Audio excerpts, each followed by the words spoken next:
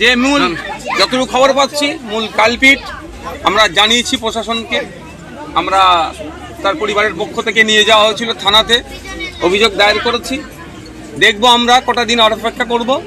যদি এফআইআর পুলিশের পক্ষ থেকে তাড়াতাড়ি স্টার্ট না করে, যদি এত কটা দিন অতিবাহিত হয়ে গেল এখনো পুলিশ এফআইআর স্টার্ট করেনি, মনে হচ্ছে যেন এই কেসটাকে ধামাচাপা দেওয়ার চেষ্টা হচ্ছে। আমরা কোনোভাবেই এটাকে মেনে নেব না। জনগণের রক্ষক, আমরা তাদের সম্মান করি। পুলিশ আমাদের বাঁচাবে বিপদে পড়লে। আমরা সত্যি স্তম্ভিত, বাকরুদ্ধ। এরকম পৈশাচিক অত্যাচার, নারকীয় অত্যাচার পুলিশ করতে পারে।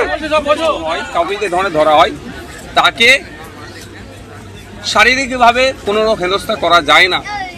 কারণ আপনারা জানেন আমাকে 42 দিন জেলে আমি অ্যারেস্ট হয়েছিলাম। কেরালাতে কাজ করতো সোনার, তাই তো? সোনার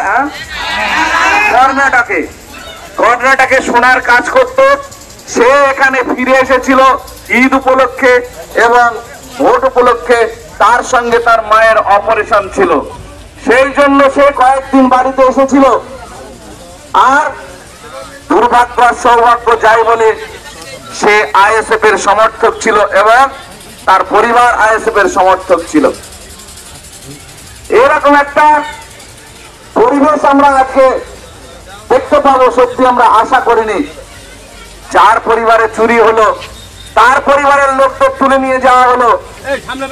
যিনি অভিযোগকারী, অভিযোগ করতে চায় না, তার কাকা, তার চাচা, তার সামনে জোর করে তার অভিযোগ লেখানো হলো।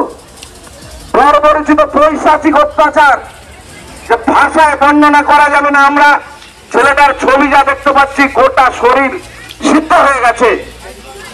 তার পায়খানার দাঁত দিয়ে, পেচ্ছাপের দাঁত দিয়ে রক্ত বার হয়েছে। ভাগা যায় পুলিশ।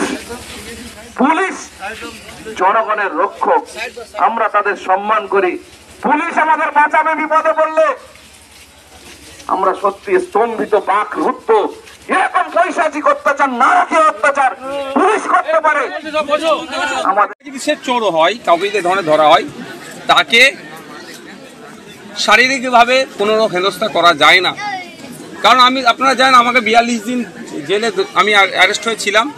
বিভিন্ন কোর্টে আমাকে তুলেছিল। প্রতিনিয়ত মেডিকেল করার জন্য নির্দেশ দেওয়া হয়। এই সমস্ত যাদেরকে হয় তাদেরকেও মেডিকেল করার নির্দেশ দেয়, কিন্তু মেডিকেল সার্টিফিকেটটা ফেক সার্টিফিকেট হয়।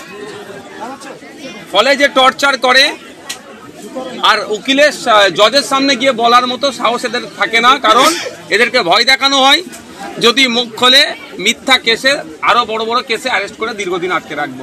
ফলে একদিকে মারধর চলে, শারীরিক অত্যাচার চলে, অপর দিকে যে জজের সামনে উঠে বলবে যে আমাকে এই হেনস্থা করেছে বা আমার এই শারীরিক অত্যাচার হয়েছে, সেটা বলার মতো এত প্রেশার এটাকে সেটা বলতে পারেনি। যে ঘটনা ঘটেছে, এই সর্বোপরি এই পরিবারের একজনই যে ছিল, যে হচ্ছে যার মাধ্যমে পরিবারের সংসারটা চলছে, এদের সংসারটা চলছে যে আর্নিং এর ফলে, তাকে আজকে পরিকল্পিতভাবে হত্যা করা হলো। যে ওখানকারের যে এসআই কি নাম আছে, যে মূল যতটুকু খবর পাচ্ছি মূল কালপিট আমরা জানিয়েছি প্রশাসনকে। আমরা তার পরিবারের পক্ষ থেকে নিয়ে যাওয়া হয়েছিল থানাতে, অভিযোগ দায়ের করেছি। দেখবো আমরা কটা দিন অপেক্ষা করব। যদি এফআইআর পুলিশের পক্ষ থেকে তাড়াতাড়ি স্টার্ট না করে, যদি এত কটা দিন অতিবাহিত হয়ে গেল এখনো পুলিশ এফআইআর স্টার্ট করেনি, মনে হচ্ছে যেন এই কেসটাকে ধামাচাপা দেওয়ার চেষ্টা হচ্ছে। আমরা কোনোভাবেই এটাকে মেনে নেব না। আমরা প্রয়োজনে কোথায় কোথায় যেতে হবে, আইন আদালত তো অবশ্যই হবে, সাথে সাথে গণতান্ত্রিক প্রক্রিয়ায় আর কি করতে পারা যায় সেগুলো কিন্তু আমরা বোঝাবো। আইএসএফ সমর্থক হওয়াতেই কি এই